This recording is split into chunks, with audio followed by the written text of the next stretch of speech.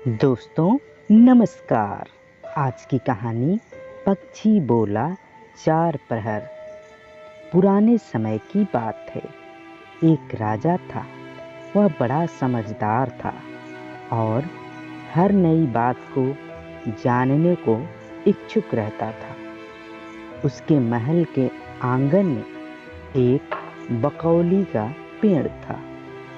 रात को रोज नियम से एक पक्षी उस पेड़ पर आकर बैठता और रात के चारों पहरों के लिए अलग अलग चार तरह की बातें कहा करता।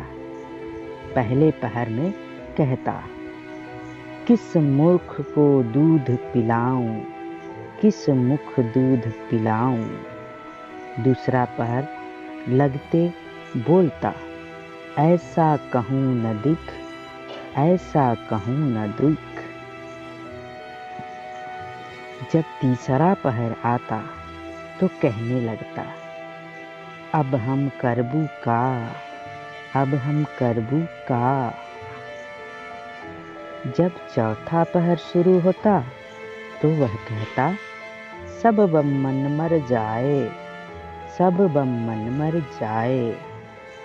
राजा रोज रात को जागकर पक्षी के मुख से चारों पहरों की चार अलग अलग बातें सुनता, सोचता पक्षी क्या कहता है, पर उसकी समझ में कुछ न आता। राजा की चिंता बढ़ती गई। जब वह उसका अर्थ निकालने में असफल रहा तो हार कर उसने अपने पुरोहित को बुलाया, उसे सब हाल सुनाया और उससे पक्षी के प्रश्नों का उत्तर पूछा। पुरोहित भी एक साथ उत्तर नहीं दे सका। उसने कुछ समय की मोहलत मांगी और चिंतित होकर घर चला आया।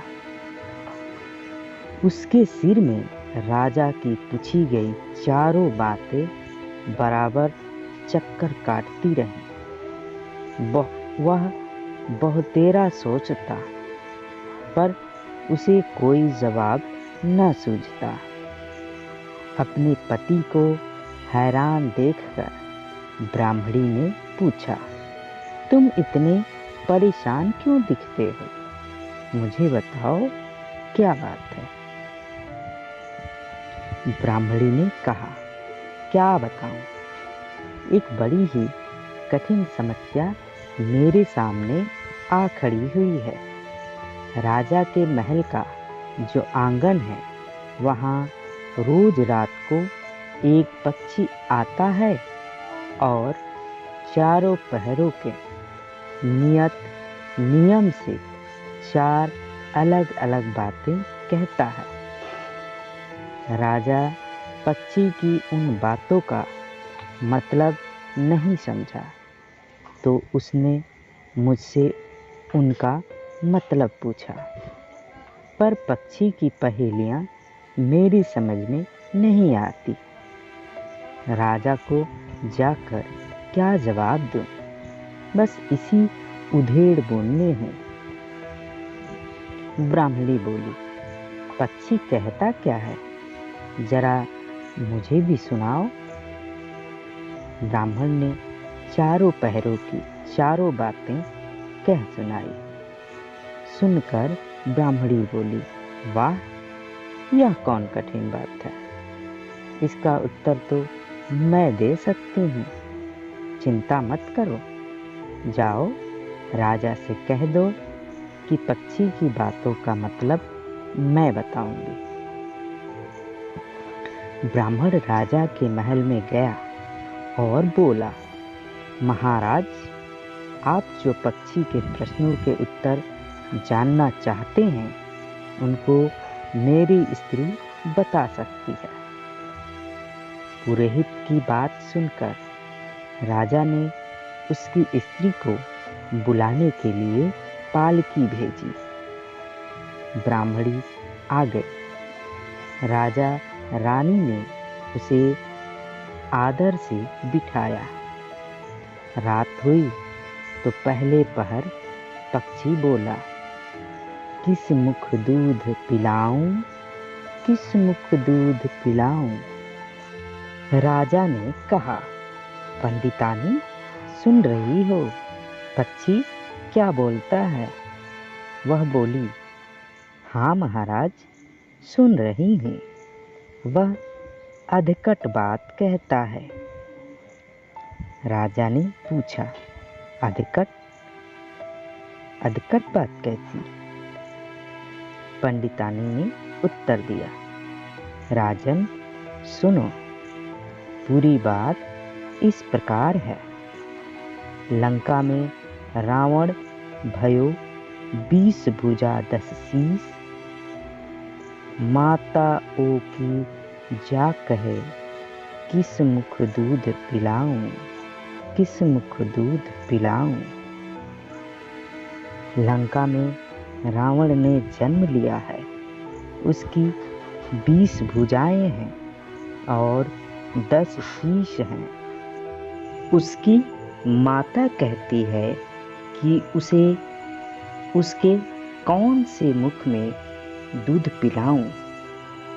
राजा बोला, बहुत ठीक, बहुत ठीक, तुमने सही अर्थ लगा लिया। दूसरा पहर हुआ तो पक्षी कहने लगा, ऐसो कहूँ न दीख, ऐसो कहूँ न दीख। राजा बोला, पंडितानी इसका क्या अर्थ है।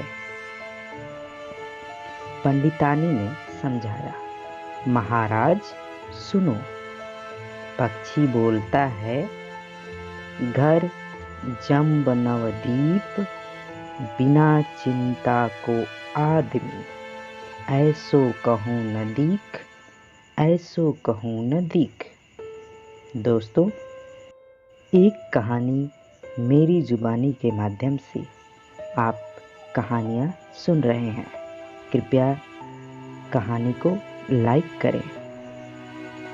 चारों दिशा सारी पृथ्वी नवग्रह सभी छान डालो, पर बिना चिंता का आदमी नहीं मिलेगा।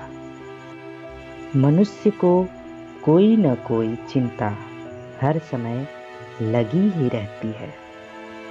कहिए महाराज, सच है या नहीं। राजा बोला, तुम ठीक कहती हो। तीसरा पहर लगा तो पक्षी ने रोज की तरह अपनी बात को दोहराया, अब हम करबू का, अब हम करबू का। ब्राह्मणी राजा से बोली, महाराज, इसका मर्म भी मैं आपको बतला देती हूँ, सुनिए। 5 वर्ष की कन्या साठे दई ब्याह, बैठी करम बिसूरती, अब हम करबू का, अब हम करबू का। 5 वर्ष की कन्या को 60 वर्ष के बुढ़े के गले बांध दो तो बेचारी अपना करम पीट कर यही कहेगी, अब हम करबू का, अब हम करबू का। सही है ना महाराज। राजा बोला, पंडितानी तुम्हारी यह बात भी सही लगी। चौथा पहर हुआ तो पक्षी ने चोंच खोली, सब बम्मन मर जाए, सब बम्मन मर जाए। तभी राजा ने ब्राह्मणी से कहा, सुनो पंडितानी, पक्षी जो कुछ कह रहा है क्या वह उचित है। ब्राह्मणी मुस्कुराई और कहने लगी, महाराज, मैंने पहले ही कहा है कि पक्षी अधकट बात कहता है। वह तो ऐसे सब ब्राह्मणों के मरने की बात कहता है। वेश्या संगत जो करे, सूरा मांस जो खाए, बिना सपरे भोजन करे, वह सब बम्मन मर जाए, वह सब बम्मन मर जाए। जो ब्राह्मण वेश्या की संगति करते हैं, सूरा और मांस का सेवन करते हैं और बिना स्नान किए भोजन करते हैं, ऐसे सब ब्राह्मणों का मर जाना ही उचित है। अब बोलिए, पक्षी का कहना ठीक है या नहीं? राजा ने कहा, तुम्हारी चारों बातें 52 तोला पावरत्ती ठीक लगी। तुम्हारी बुद्धि धन्य है। राजा रानी ने उसको बढ़िया कपड़े और गहने देकर मान सम्मान से विदा किया। अब पुरोहित का आदर भी राज दरबार में पहले से और अधिक बढ़ गया। तो दोस्तों, ये थी आज की कहानी। मिलते हैं एक और कहानी लेकर। तब तक के लिए नमस्कार, जय हिंद, वंदे मातरम।